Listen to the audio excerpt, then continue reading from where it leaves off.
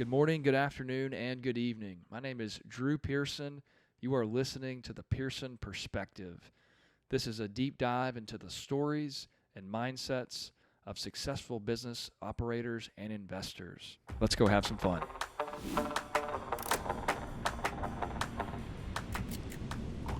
All right, today I've got my good buddy here, Chase Burns, on the show. Chase is in the car wash business. He's from Shreveport, my hometown. I've known Chase for a really long time, and I'm really excited he's on the show. Thanks for coming on, man. Thanks, Drew. Thanks for having me. Looking forward to it. We were kind of chatting before we got started, and I kept wanting to say press record, press record. So I think this is going to be a fun one. Let's kind of dive in. What is kind of your background? How did you get in the car wash business, which driving around town feels like a really smart thing to do, but you've been at it for a while. Yeah, and I wish I would have got into it sooner. With some in-bay automatic car washes. To go way back, my father started a quick lube business chain in 1989 called Time at Lube, and he grew that all throughout my childhood as I was growing up. I actually worked for him for a little while in the quick lubes, vacuum out cars, changing oil, when I was in high school. And so when I got through with college, that was what I was going to do. Was going to go take care of Time at Lube, and possibly take over the business one day. And so when I graduated school, we had these in-bay automatic car washes, which are basically like the convenience store type style car wash. And what we used them for was really just to add value for the quick lube customer. We really weren't looking at it to make a bunch of money. In fact, my dad had been in the full service car wash business, and I remember him telling me, "Son, we're never getting back in the car wash business. It's a train wreck. Trust me." So we had these in-bay automatics. One, because they didn't require any labor, and then two, was just it was a value adder for the customer. And so I went to work, basically the manager of these in-bay automatic car washes, which were connected to the side of the quick lubes. We had about 3 or 4 of them at the time, which was really good for me. I think that I'm a mechanical thinker. I enjoy working on mechanical things. And so I didn't have, I had one other employee. He was my maintenance guy. And then me. We were running these in-bay automatic car washes. And we were washing probably around 50 to 150 cars a day, which is a pretty good number for the in-bay car wash. But what I started to realize was that on the busier days, we would have a line out to the street all day long, every day. And it was like, golly, if we just had something that could process these vehicles, this demand that's there. I mean, I wonder what we could really do. And so that's when I started thinking about the tunnel car wash system. And anyways, I was looking through a magazine one day, saw something I liked, picked up the phone, called them. The rest is kind of history. We got into it in 2000. I think we opened our first tunnel wash in 2012. And then I spent about 5 to 6 years really kind of on a learning curve of how to break through in the car wash business and how to become a successful operator. And had a lot of fails. I think that one of my biggest failures, or something that took me the longest to realize and deal with, was I thought customer service as the same thing throughout any business. It's like, hey, let me open the door for you, ask you about your children, talk to you about your kid's baseball game. Remember your name, give you a bunch of freebie stuff. And this is what we did in the quick lube business, But what I soon realized, or not really soon, it took me a few years, was that customer service is only relative to what your customer actually wants. And it doesn't always look the same.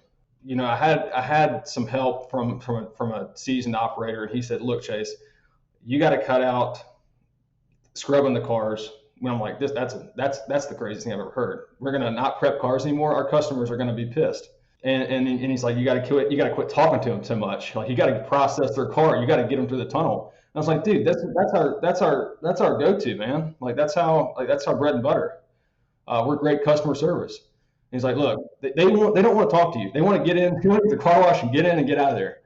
And so, so I said, we're going to go out of business doing this, but I'm going to try it, for just, and I think we've probably been doing it. We probably were at 2015, 2014-ish. And at that point, I'd taken on some kind of heavier roles within the quick lube business. And so I'd kind of taken a step back from the car wash side. And in fact, we hadn't we hadn't built another car wash for about 3 years at that point, and so that kind of was on the back burner. I was operating some quick lubes in East Texas, which was a great experience. I'm glad I got to do it, but it did kind of take my eye off the ball as far as car washes. Anyways, we wanted to get better at operating car washes. We wanted to to try to figure out how we can make these things profitable, make them make money on their own without the quick lubes. And so we quit scrubbing cars, we quit talking to the customers as much, and we focused on processing. And from that day forward, we started washing more cars and more cars and more cars and more cars. But yeah, that to me, as far as the customer service and how it's only relative to what the customer actually wants. That was probably one of the biggest eye openers for me in business, especially in operations. That took me a long time to realize. I always equated customer service to just this one thing. And it's like, you go talk your customer up, you get really personable with them, you give them a bunch of free stuff, a bunch of value adding stuff. So that was big. So, anyways, after 20, yeah, go ahead. Yeah. I can't help but think of my own business and self storage, and admittedly, customer service is important to us. But what does the customer want? I don't know. How do you find out what the customer wants? So I was lucky in the fact that I had this seasoned operator to kind of help me realize this, and part of it is that's all. It's always changing too. It's always changing with the generations. Obviously now the millennials and the Generation X, like they're focused on speed and convenience, and not making personal connections with service people. Like they're focused in on how can I get what I want done as quickly and as easy as possible with the least amount of pain. I think that like because the reality is they want to pull up, they want the gate to open up, and they want to still be looking, checking out Twitter and not even, don't roll the window down, just let me keep cruising. And that's really, kind of who we try to capture. And that's the thing. There's a lot more of those people, and they're in the steady stream. It's kind of like the healthcare industry right now. And your brother's a good example of this. He timed this thing perfectly. He's a orthopedic surgeon. He works on hips and knee replacements. Well, they have this big mass of boomers that are coming into their final years, and they need specialized healthcare for hips and knees, and then they need nursing homes and all that stuff. And so like the nursing home industry is blowing up right now, and it's kind of the same thing with the express car wash model and what we do.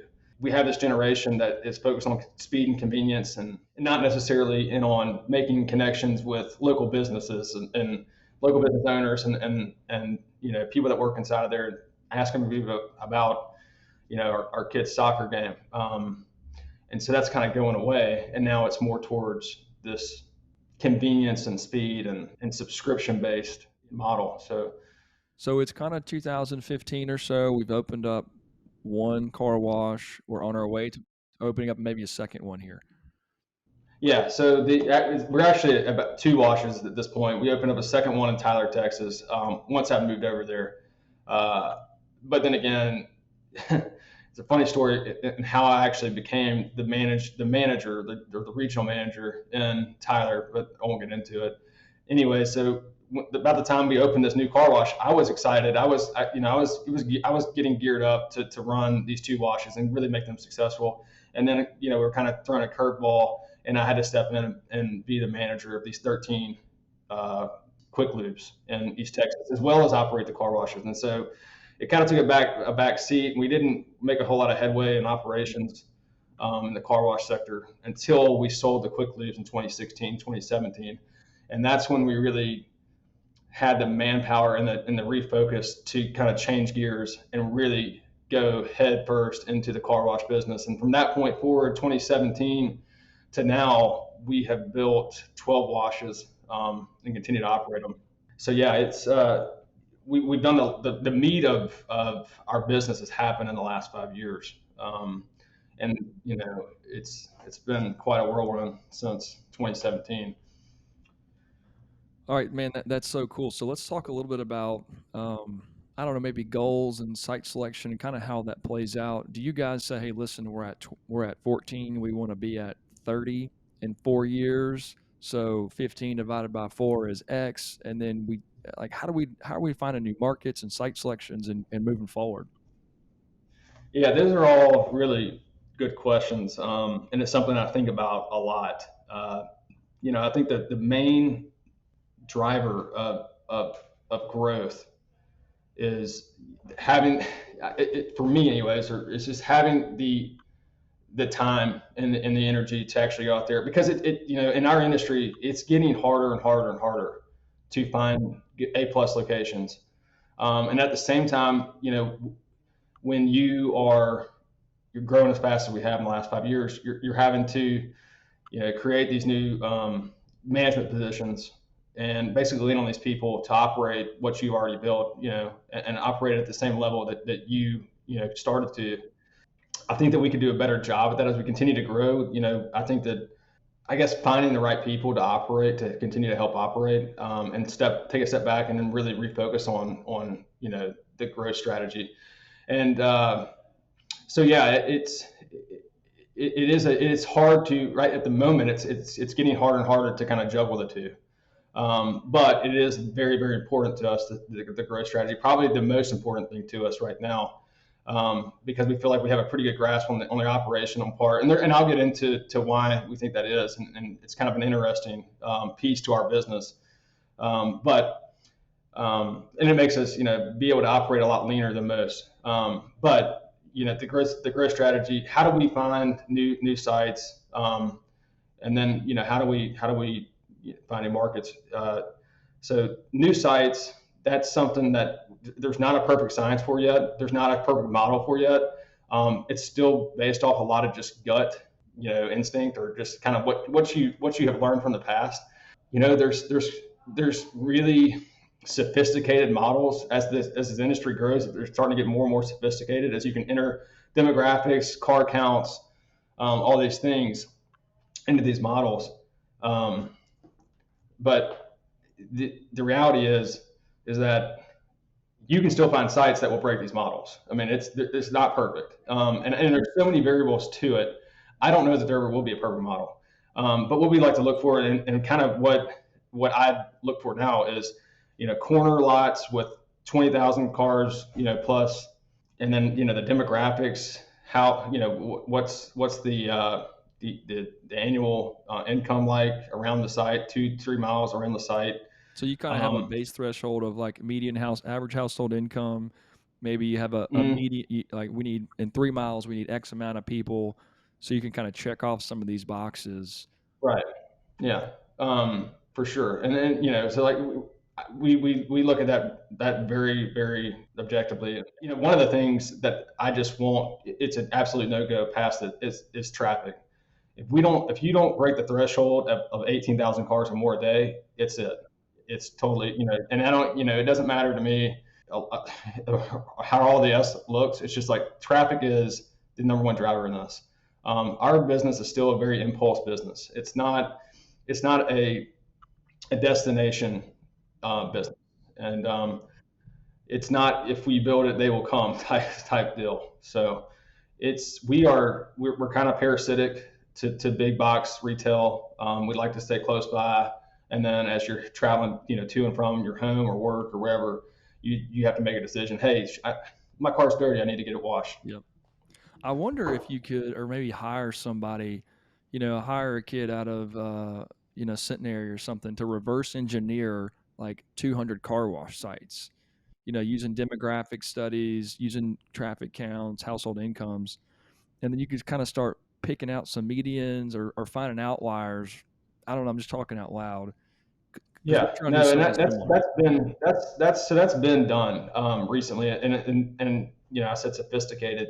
There's a franchise group who we actually own and operate three of their branded sites. We're franchise partners. Tommy's Express. I won't really get into why we broke off from our Express Car Wash, but we took on some partners, and opened these three washes separate of our independent stuff. and became franchise partners with Tommy's Express, and they have a big office, probably 500 people working at it, and they work on this. They work on this model every day. They have people that are specifically allocated to just work on the real estate model. And like I said, we have sites right now I can input all of its data in, and it can break the model, and it's like, so it's not a perfect science, and there's so many variables involved. I don't know that it ever will be. McDonald's and these other big fast food places. I know they've been around a lot longer, but they have models that can almost get you to the number of estimated revenue um, per site. And so we're not there yet as an industry. And I think that Tommy's probably does have the model so far, but it's not anywhere close to where it needs to be. Yep. And it's probably just because, look, it's a relatively young industry. I mean, I remember as a Mm-hmm. kid, like on Sundays, we'd wash my parents' car. That's Yep. what we did. And I'll be honest, my kids aren't gonna be washing a lot of our cars. Like, it's just a different time, you know? Yeah. Yeah, it's do it for me, and that's what's so great about this business and what I enjoy so much about it. The quick lube business was different in the fact that like it always felt like the market was running away from me. It's more the drain intervals are getting longer. There's more electric vehicles on the road. It's leaving the the quick lube, but in the car wash industry, it's the market's running toward you. Like if you do nothing at all, and if you don't operate well at all, you're still going to grow every single year. Just because there's more and more people that are wanting to wash their car or have someone else wash their car for them, and it makes economical sense and can be and it's convenient enough to do it that it just why not? So that's what's really nice about this industry versus what we were into in the past, and I'm glad that we chose this path. So. Yeah. And I mean, that's such a crucial point people overlook. It's like, I want to be in a business I'm passionate about. And like, well, that passion may not be economical. It's much better to be in a Right. business that has a rising tide. And coupled with the fact, I think Warren Buffett said this, I'd rather compete against high school graduates than Stanford graduates. So we want a rising tide and low competition, and we could probably could do okay, you know? This show is brought to you by Pearson Partners, helping families create wealth through self storage. Self storage provides capital preservation, monthly income, and can lower your taxes. We have a team with over 60 years of self storage experience, and we can help you. To find out more, go to our website, Pearson Partners PE, sign up for our newsletter, or listen to other of our podcasts. It's important for me that you understand how we think and view the world, and this is a great place to start. Thanks so much for listening. Let's get back to the show. To me, I'm lucky in the fact that this is something I'm passionate about just naturally. But for people that kind of have that stance as far as I want to be in something I'm passionate about, don't limit yourself. And really, if your business, I think that if you think about if you want to become an entrepreneur, you're passionate about business, and regardless of what you're actually doing, um, business is kind of it's our management or operationally has a lot of similarities across the board. Unless you're just in a very technical, type industry, business is really ran kind of the same way. Successful businesses are ran kind of the same way across the board. So my passion is business plus mechanical side of things, and so I kind of got both the best of both worlds. But yeah, don't limit yourself in that aspect. One thing we've never talked about is EOS. Are you familiar with that? Do y'all follow that at all? No, I think I heard it on one of your past Yeah. podcasts. Maybe. Dude, you got to check it out. I'm just telling you, like as dialed in as you are, and I'm sure your operations are clean, it will take it to the next level and get your communications crisp. And I just really encourage you to check it out. What is it? What does the acronym stand for? Entrepreneurial Operating System. Got it. Um, Yeah. yeah, and it's great. It's really, you can read some books and do it yourself, or it's a 2-year program with and it kind of an administrator, and they meet with your leadership team and kind of set your vision, your mission, your core values, your 6 month, 1 year, 3 year, 10 year vision, and just get after it. And we're almost to the size where it makes sense. You know, you really need kind of your full leadership team. It's not a solo project, but it's awesome. Hmm. Yeah, my buddy Gaines Yeah, I got think me that's into good it. to get some outside consulting in. I think a lot of missteps in entrepreneurship is just this mindset, and it's such a pride thing for entrepreneurs too. Is that I can do it all myself. And the reality is that like you need to look outside and view everything as a tool for you, not necessarily you're relenting your own leadership. You're diluting your own leadership ability by bringing outside help in and outside consulting in. So I love doing things like that. I love bringing it, speakers to us and talking to our leadership team. I think that we get more out of that than a lot of the things that we try to do by ourselves. So that'd be interesting. Yes, sir. Yeah, I'll set up. I'll call my guy down here, and I'll see who the North Louisiana guy is. I'll get y'all set up. So that's kind of a perfect segue. You know, car washes don't run themselves; people still do. Yep. How are you guys thinking about building a team, building a culture? You've got locations across multiple states. It's kind of a remote type operation, remote culture. Yeah. How are you thinking about that? Well, let me start by asking you a question, Drew. Is when you think about well-ran establishments or high quality customer service, and this kind of goes back to the early 90s and late 90s. But if you pull up to a place and it's just like it kind of wows you, but it's not a brand that you recognize, but you still see the great customer service. What part of that, or what do you think? This is a not a corporate organization. That's a probably ran by what? By people, Mom and mom and pop. pop. Yep. Okay. Mom and pop. So they're owner operators. Yep. And so what we have done is try to establish that in all of our locations, an owner operator. In fact, I actually have our managers tell customers or tell people that want to come do fundraisers or whoever that they are the owner because the way that they get paid is the same way that I do. And we offer a very aggressive style of profit sharing. In fact, some of our managers make more off their profit sharing bonus than they do off of their actual salary. Yeah, and so what we try to instill in our people is this entrepreneur spirit, and that's kind of our core tenet. And in fact, in part of our vision statement, it says reaping what one sows is our core principle, and the opportunity pushes us to deliver our best. And so it's a very very important it's a very important piece to our business. It's just this entrepreneurial spirit.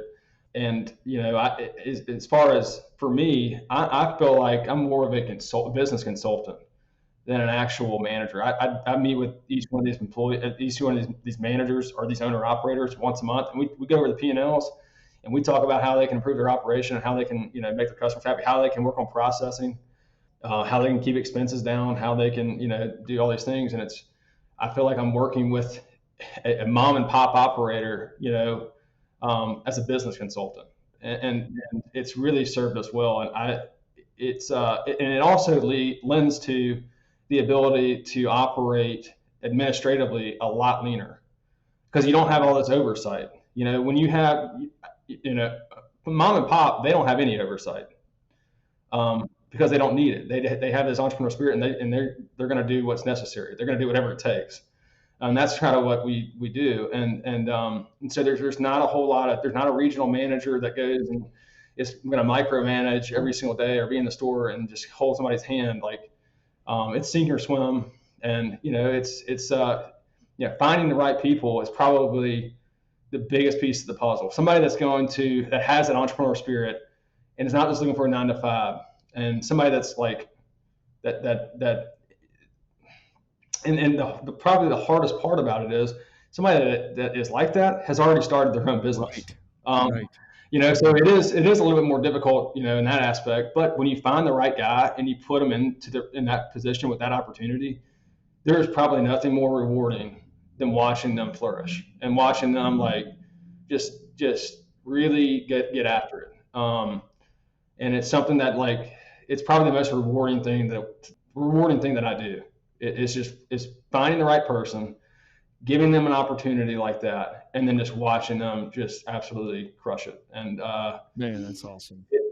it's really something that's like I'm a big into self help books, and so like whenever you are have that ability to offer someone something like that to a person, it's something I never thought was possible. Like it is just it's amazing, and it's something that like I just absolutely love about this business. All right, so we got to peel back the onion a little bit here. As you're trying to find these people who are going to be your managers, the right people in the right seats, are there certain questions you're asking them? Is it really just like, hey, we're gonna go through 4 or 5 till we find the right person? What's kind of your thought process there to not waste your time or their time? Well, I'll be honest, we don't really have it down to like a perfect science yet, or how we actually identify these people. I know that uh, we use kind of a culture index Mm-hmm. system that helps identify kind of the right traits. Yep. But it's not always perfect, but it is something that kind of weeds out a lot of the people. Like there's certain characteristics that we're looking for. Leadership, and we kind of just sit down, have a formal interview, and get a feel for the person. Mm-hmm. And I'd say probably 80% of the time, when we make a hire, it works out great. Um, and we're pretty methodical about the process. We don't just I would rather operate with an assistant manager or no manager at all, rather than hurry and hire the wrong person and really put yourself behind the eight ball for the next 6 months to a year. And we've done that in the past too, and it's yeah, I'd rather just not even hire anybody at all, kind of piecemeal operationally until we get the right person in there. But yeah, we're methodical about the process. And now, are you doing these interviews? Do you have kind of your managers? Are these referrals from your? Are these potential hires referrals from within your network or manager's network, or is LinkedIn? Like, how do you find these people? It's both. So basically, what we do is, every single site manager is required to have an assistant manager, and they're required to hire or interview at least two people outside of the business before they make a hire. And that so they can hire someone from within their own team, or they can hire someone without. And basically, the deal is that what I ask for is that this is somebody that actually can step up in the event that like you're gone for an extended time and become the manager, or can has the ability to be a manager. We're not really perfect at that. I think that probably 50% of our assistant managers could actually fulfill that role, but we're working on getting better. And it's we have a basically a compliance officer that also handles a lot of our HR. I said that we run kind of lean, so we don't have this big HR department or anything like that. But Matt, he helps out with the hiring process, and kind of weeding out. But as far as the management, a manager that is going to be an actual store manager, I talk to personally. I interview personally. I spend a lot of time with that person leading up to them taking over. And then so it's yeah, it's not we're not perfect, but I feel like in the last 2 or 3 years we got a lot better at finding the right people, getting them in the right spot. Well, and hats off to you. I mean, it sounds like you're still in. I mean, like you're having monthly conversations with all your managers, interviews, training, new sites, growth. I mean, I don't think people fully understand how hard it is to both kind of be the guy leading the troops with new sites and leading the troops behind, making sure operations are tight. It's a lot to manage. It is. It is, and I enjoy it a lot. But there's days when I just feel completely overwhelmed, and just I'm kind of in a whirlwind as far as where should I allocate my time today, and not feel this overwhelming regret as far as I should have taken care of this or I should have done this. Yeah, it's a lot, and it's but I enjoy the busyness of it. And so I don't want to complain. It's a great problem to have. Um, and we haven't had it. It hasn't become an issue to where we just can't. Our operations are really poor, or our growth strategy is really poor. I think that we're still doing a fairly good job. I do realize in the next probably 2 or 3 years, we're going to have to rethink a lot of our our operations and growth. And so, kind of gearing up for that. Why is that? Why do you think it's going to change in the next 24, 36 months? Well, we're operating 14 sites. We have two that are under construction. I do 18 one-on-one, management sessions, 1 hour long management sessions a month. So that's 18 hours a month that you're just spending, and not including like I'm researching and figuring out the topics that I need to speak with to each one of these managers. And so that, you're 2 or 3 hours per location. So once you get to 17, 18, 19, 20, That's it. how do you break away from this personal? Yeah. And like I said, I spend a lot of time with the new managers. Like, how do I break away this personal relationship that I have with the day-to-day operators of our washes? Because I just realized it's going to be impossible at some point. I know the answer. And I don't have the perfect solution yet. I, I don't know what it is. And that, I'm glad that you bring up this EOS because I'm looking for answers. I know that the answer's out there. It's hiding in plain sight currently. it's the answer. Like I will pay for this if you pay for it in 2 years, it's not what you think. Call me. I'll write you a check and reimburse you. I promise you, it's going to be that good. Excellent. Yeah. That's I love to hear that, that's why I love talking to you, Drew. Is because I always come away with some really good ideas and something that's going to benefit our business. I think that a couple of years ago, two things happened. I think that, and you'll be happy to hear this. In Jackson, Mississippi, I was going over there to look at a car wash site. You just cold called me about something, and you're like, "Man, I just left Jackson. I got a guy you need to speak with," Yep. and you hooked me up with a real estate broker over there. And that was a ball of fire, and he got us set up, got us a site secured. We're currently building. That's our 13th location, 14th location. No, I'm sorry, 15th location. It'll be open in 3 or 4 months. And then the other thing was Krista Peterson, who the culture. I was speaking on culture index earlier. She's the psychologist with that. But yeah, Drew, you're really helpful in that aspect. So yeah, man. I can't wait to hear about EOS. Dude, it's awesome. And I want 10% of all future growth sales because of EOS. All right. It would still be worth it. It would still be worth it. I promise you. Okay. So that's my question. I know the answer to the question I was going to ask, which was like, what is limiting you to get to 40 or 50 locations? And it's your time. You can't get there under your current operating structure. Right. And I think that that's probably the least of my concern is I think that we're going to figure out the operations part of it pretty simply or pretty painlessly. But the part that gives me those heartburn and what makes me kind of have the most doubt is dealing with municipalities and then also competition. The industry is starting to more and more consolidate. You're starting to see less and less, the single site, single brand one-offs. They're being bought by big players, big money, the kind of money that like they just want units. They don't care. They're not going to do, they just want unit counts, and they're going to come in and build, next door to you or right down the street. Who knows? And that's something that we have to think about as well. And I do my due diligence. I'm not just going to go and willy nilly and just start picking out sites that I know aren't going to be good or aren't going to be up to our standard.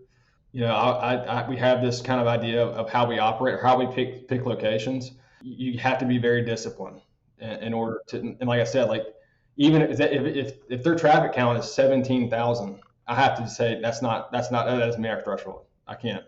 I think that the biggest limiting factor for future growth is going to be dealing with the municipalities. It's getting harder and harder to get approval for anything, to get the proper zoning for car washes. For whatever reason, the stigma of car washing has not changed in the last 30 years.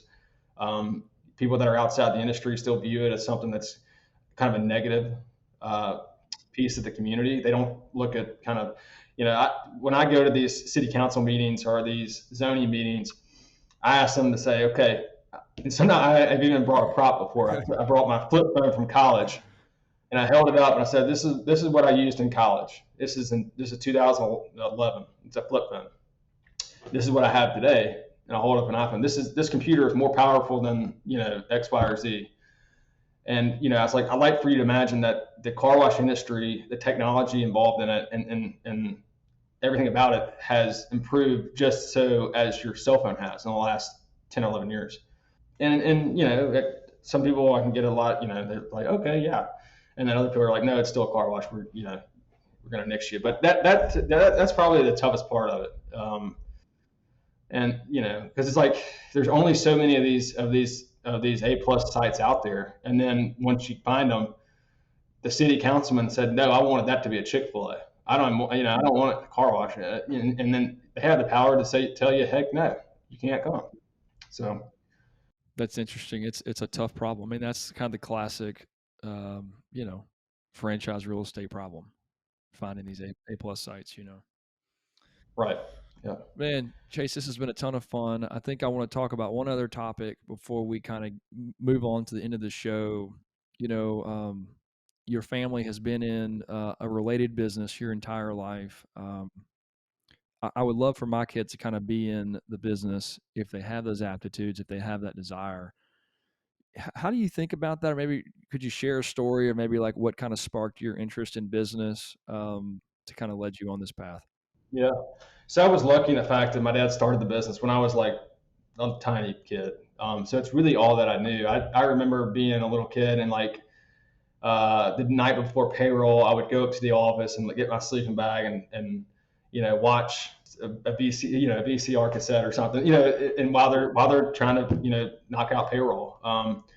And so I just have all these fond memories of like just kind of watching my mom and dad build this business, and being kind of along for the ride. And then as far as having interest in it and actually being a part of it, there's material from elementary school that said, "What do you want to do when you grow up?" And it said, "I want to run time at Loop." And so I don't know, I don't really remember there was like a point. I just always had this like feeling and drive to be a part of what my dad had started, and because I guess I kind of always felt like I was a part of it. And I think that they did a good job, like kind of allowing me to feel a part of it. And so, yeah, I don't know. I don't really have the silver bullet to how to make them or how to get your kids interested in what you do. But other than just like kind of organically, just being along for the ride and watching you, build your business and and I guess speaking fondly about it to them. Not this doom and gloom and dread all the time, but yeah, it wasn't always so positive, and there were some times that I remember being like, golly, this is scary. Like, I think I heard them say they're going to have a tough time making payroll, or something, and it's like, yeah, and maybe that's part of it too. I like the drama. I like the challenge. Yeah, So it's definitely a challenge. I just think about how neat it can be, given the right personality and skill sets to take kind of what if your kids kind of took what you're building to the next level with those relationships, with that capital, with that experience, understanding processes on how to manage, like it can be lights out, it really could. yeah, I don't. I think that, and this may even lend to the next topic. I think that I always had this. Probably my biggest fear of all was especially when I got into the business, was I knew that I always wanted to be a part of my dad's business and helping it grow. But my biggest fear was, and I always heard about it, was a son that took over a family business and he ran it into the ground. And like I know, like that to me was like that is the absolute scariest thing on the planet. I don't want to be associated with that at all. I'll do anything in the world. I don't care what it takes to avoid that at all costs. And it kind of drove me to do a lot of like soul searching and learning like on my own. And so I just, like I talked about self help earlier, I really like dove in head first to like I don't want to fail because I don't know enough. I want to fail because like something outside catastrophic event happened that was totally out of my control. I don't want the last thing I want it to be was something that like I could have done better, and that's the reason that I failed. And so yeah, I dove head first and tried to learn as much as I could about leadership and management and all these things. Just because I had that overwhelming fear, it's like, hey, like you don't want to be that son. Um, yeah, so it's been a fun journey, and I'm excited about the future and how it's worked out so far. So Yeah, man. Well, this has been a ton of fun. So to kind of wrap it up, I'd like to ask two questions. You've mentioned you love to read. What are a couple of books that you've enjoyed or had an impact on your thinking? And then finally, what advice would you kind of give yourself maybe 10 or 15 years ago? so the books I probably have got the most out of or enjoyed the most, probably the Seven Habits of Highly Effective People was a big one for me. Good to Great by Jim Collins. Leaders Eat Last, Simon Sinek. Built to Last by Jim Collins. It's a good question. That what would I tell myself? You're never out of the fight, and you only fail when you decide it's over. Like that, and that's probably something that I'll always try to remind myself of. It's like it's not over until you tell yours. You can always pivot. You can always re-strategize, but as long as you say it's not over, then it's not over. I So love it. yeah, that's something that stands out to me, and I try to think about it, remind myself of a lot. That's great, great words of wisdom, Chase. I don't know about that, but yeah, helps me. Well, this has been fun, man. Thanks so much for coming on the show, and look forward to seeing you Absolutely, Drew. soon. I appreciate you. Talk to you soon, buddy. I would really appreciate it if you'd leave us a review on Spotify, Apple, or anywhere you're listening or watching to this show. Thanks so much for joining us on this audio adventure. Let's go have some fun.